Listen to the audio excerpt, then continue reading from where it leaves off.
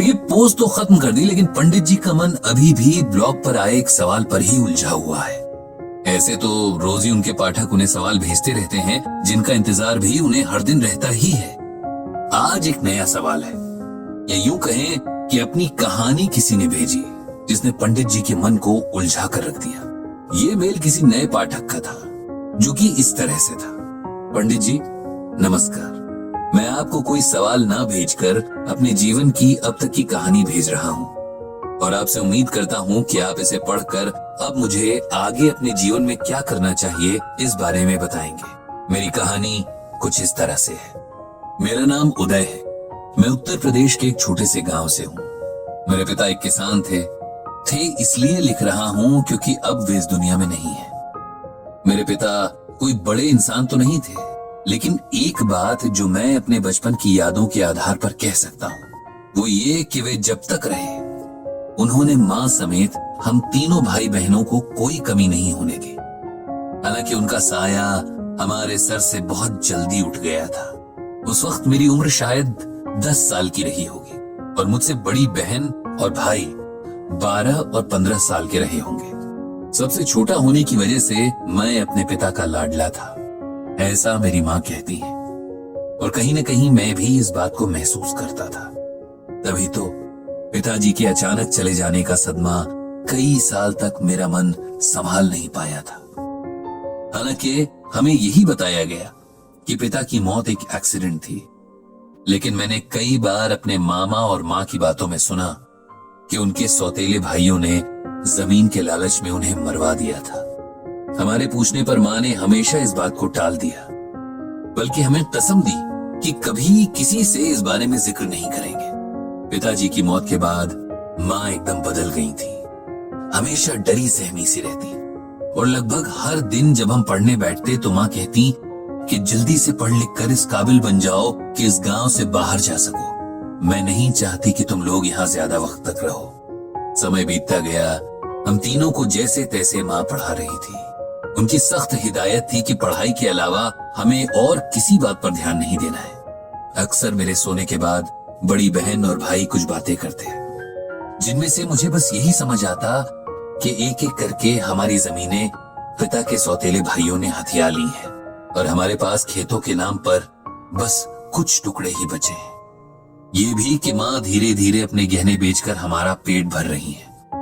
इन सब बातों को सुनकर मुझे बहुत दुख होता, लेकिन मैं किसी से बता नहीं सकता था। माँ का सख्त ऑर्डर था, और वैसे भी मेरा दुख सुनने वाला था ही कौन। समय के साथ बड़ा भाई आगे की पढ़ाई करने के लिए शहर चला गया था। इसके लिए भी माँ ने अपने गहने ही बेचे थे। बहन ने आगे पढ़ाई की जगह सिलाई सीखने की इच्छा जताई, तो माँ ने उसे पड़ोस के गांव के स्टिचिंग सेंटर में एडमिशन दिलवा दिया। माँ खुद उसके साथ जाती और उसकी वापसी के वक्त तक केंद्र के बाहर बैठकर इंतजार करती, फिर दोनों साथ ही वापस आते।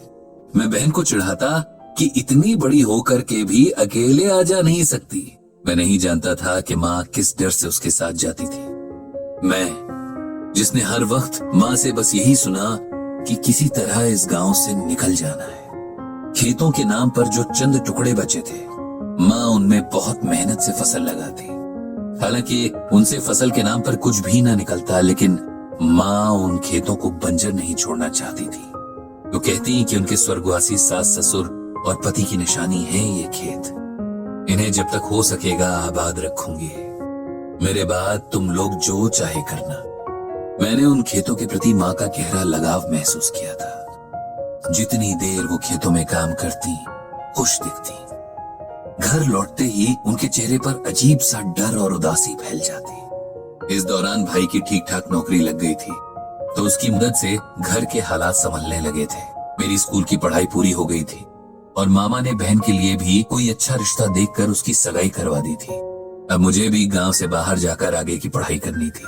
बहन की शादी के बाद माँ को एकदम अकेले ही गांव में रहना होगा, ये सोचकर मुझे बहुत बुरा लगता था। भाई के लाख समझाने पर भी माँ हमारे साथ शहर नहीं आई। उनका कहना था कि वो खुश हैं कि हम लोग गांव से निकल गए, अब वो आराम से रह सकती हैं। गांव के घर में पिताजी की यादें हैं जिन्हें छोड़कर वो कहीं नहीं जाएंगी। अब भी माँ अपने खेतों में लगातार काम करती थी। रोज खेतों में जाना उनका रूटीन था। जैसे मंदिर जाकर शांति मिलती है, उन्हें इन खेतों में वही शांति मिलती थी। मुझे गांव से निकले कई साल बीत गए हैं। मैं अच्छी नौकरी पर हूँ, मेरे भाई बहनों के अपने परिवार हैं और माँ अब भी गांव में है। लेकिन मेरे पिता के सौतेले भाई और उनके बच्चे उसे परेशान करने लगे हैं, उन चंद खेतों के लिए जो हमारे हैं, जिन पर मेरी माँ ने इतने साल अपना प्यार लुटाया है, जो उसके जीने की वजह है। ये सब बातें मुझे गांव से शहर मिलने आए एक दोस्त ने बताई हैं। मेरे भाई का कहना है कि माँ कभी नहीं चाहेंगी कि हम किसी लड़ाई में पड़े, और वो भी नहीं चाहता, क्योंकि अब उसकी अपने परिवार के प्रति जिम्मेदारियां हैं, वो उन्हें निभाना चाहता है। कुछ जमीन के टुकड़ों के लिए उन जंगली लोगों से नहीं लड़ना चाहता है, जिन्होंने पहले भी खेतों के लिए हमारे पिताजी की जान ले ली थी। पंडित जी, मेरी कहानी यहीं पर रुकी है। मुझे क्या करना चाहिए? अपना हक और अपनी माँ के सम्मान के लिए लड़ना चाहिए या ये सब नजरअंदाज कर देना चाहिए? इस बारे में गीता ज्ञान क्या कहता है? मुझे उम्मीद है आप मुझे कोई अच्छी सलाह जरूर देंगे। आपके जवाब की प्रतीक्षा में उदय के पत्र को अच्छे से पढ़कर उसकी परिस्थिति को समझकर पंडित जी ने उसे जवाब लिखा। प्रिय उदय, तुम्हारी जीवन कथा पढ़ी, तुम्हारे संघर्षों ने मुझे प्रभावित किया। अब जो सिचुएशन तुम्हारे सामने सवाल बनकर खड़ी है, वो लगभग वैसी ही है जैसी सिचुएशन में भगवान श्री कृष्ण ने अर्जुन को गीता का ज्ञान दिया था। तुम्हारे लिए गीता ज्ञान के महासागर से ये मोती चुनकर लाया हूं। इसे ध्यान से पढ़ो, समझो और अपने आगे का रास्ता तय करो। हतो व प्राप्स्यसि स्वर्गम जित्वा व भोक्ष्यसे महिम, तस्मात् उत्तिष्ठ कौन्तेय युद्धाय कृत निश्चयः। ये श्लोक गीता के दूसरे अध्याय से लिया गया है। इसका अर्थ है कि हे अर्जुन, यदि तुम युद्ध में वीर गति को प्राप्त होते हो तो तुम्हें स्वर्ग मिलेगा, और यदि विजयी होते हो तो धरती का सुख पाओगे। इसीलिए उठो हे कौन्तेय और निश्चय करके युद्ध करो। अर्जुन भी तुम्हारी तरह संदेह की स्थिति में थे कि क्या करें। एक तरफ उनके और उनके परिवार के सम्मान का प्रश्न था, तो दूसरी तरफ युद्ध भी अपने ही भाइयों, मित्रों और गुरुओं से लड़ना था, जिसकी गवाही उनका मन नहीं दे रहा था। तब भगवान कृष्ण ने उन्हें समझाया कि धर्म युद्ध में एक पक्ष को चुनना ही पड़ेगा, क्योंकि एक समय के बाद अन्याय के प्रति चुप रहना समझदारी नहीं, कायरता कहलाता है। मैं तुम्हें ये श्लोक सुनाकर किसी के प्रति हिंसा के लिए नहीं उकसा रहा हूं, बल्कि श्लोक के जरिए दिए गए संदेश के भाव को समझाने की कोशिश कर रहा हूं।